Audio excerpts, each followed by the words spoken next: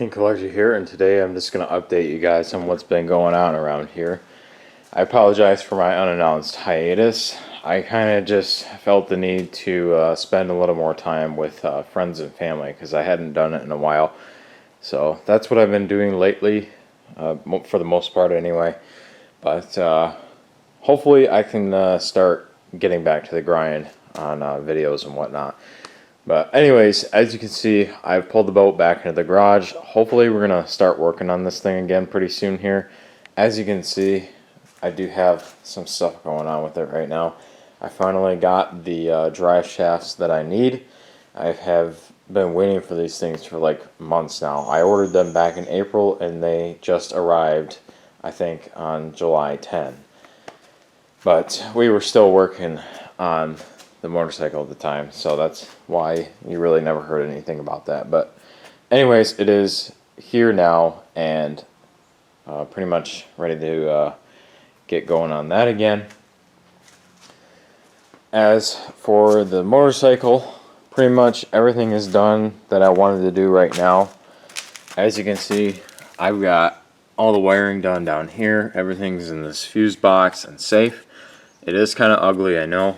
Well, it is really ugly, but I will get a cover for this thing so you won't even see it. And that'll look a lot better. But pretty much everything works on it now. It's all keyed like that. That turns on the headlight and the tail light and everything. Both brake switches work. I'm not even sure if I recorded that or not, but it's got a front brake on it now. And let me tell you, it completely changes the bike in terms of stopping power and handling. Pretty crazy how much of a difference adding another brake makes. But anyways, I'm going to pull this out so you can get a better look at it. And then we'll move on to the next thing. Alright, here it is in a little more light. So again, everything works on it. So you just flip on the key and find the choke. Hit the electric start button.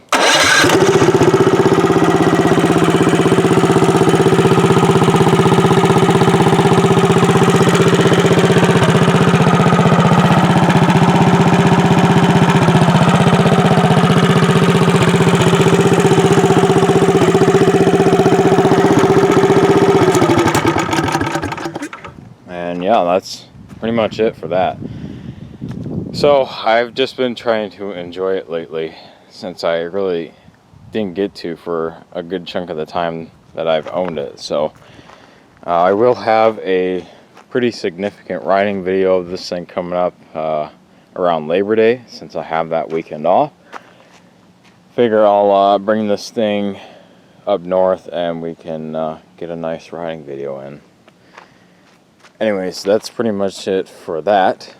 And last and certainly not least, I bought a new car. Yep, you're seeing this correctly. The XJ is gone and has been replaced with a 2004 Pontiac Grand Prix. This is the 6th Grand Prix in my immediate family in the past 15 years.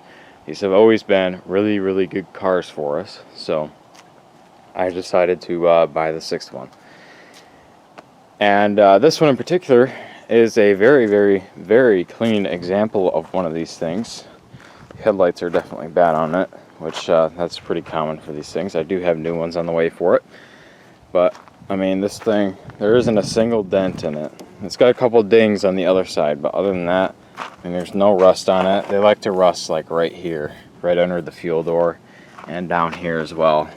You can see there's a little bit of something, but I mean, that's nothing at all. So anyways, this is a GT1 package. It is the GT, so it has a couple extra amenities in it. It has the 6-speaker sound system, so it has 2 front speakers with tweeters in them. It also serves as a small subwoofer as well, I think. I don't know, not 100% sure on that. But then it's got 2 speakers back there, which are very low bassy kind of speakers. They're low range, I guess is what they're called, or something like that. I don't know. But anyways, the icing on the cake for this car is what it has under the hood. Every single one of these Grand Prix in this body style had this engine in it, and it's the reason they've lasted so long. That right there. That is the Buick 3800 V6. If you know these engines at all, you know that they just keep on going. They don't quit whatsoever. I've seen cars that were treated like utter garbage with these engines in them, and they just keep going. These things are just one of the most venerable engines that I've ever seen. So that was a huge selling point for this car, and it's why pretty much most of them are still around today. But anyways, I do have a video in line for this thing. It needs brakes all around, and the intermediate steering shaft, the one that connects the area down here, goes through the firewall and connects it to the rack and pinion, is completely shot on this thing. I don't really know why. It's kind of unusual from what I've seen, but I mean, look at that slop in the wheel. That's unacceptable. I got underneath there, and there's a breakaway pin in it for accidents, and that the hole that pin goes through is completely marred out, and that's why it's doing this. So, however, since my Jeep was the same way, I'm kind of used to it, so I've just been driving it anyway. But it's getting to the point where the universal joints on the steering shaft start binding up because it's so loose. But anyways, other than brakes and a steering shaft, it could use a new gas cap. I think that's the reason the engine light's on. It says it's the solenoid vent valve for the gas tank, but I think the gas cap is leaking on it, because that's another potential cause of that code. So anyways, other than those three things, I mean, this car, it only has 143,000 miles on it. I sold my Jeep for $3,900 and bought this for $3,500, so I actually got some of my money back, and got a car with 60,000 less miles on it and absolutely no rust. So I'd say that's a pretty good deal.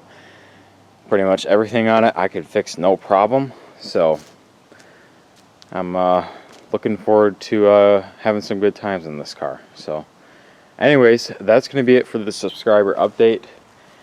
I'm hoping I can return with some at least occasional videos.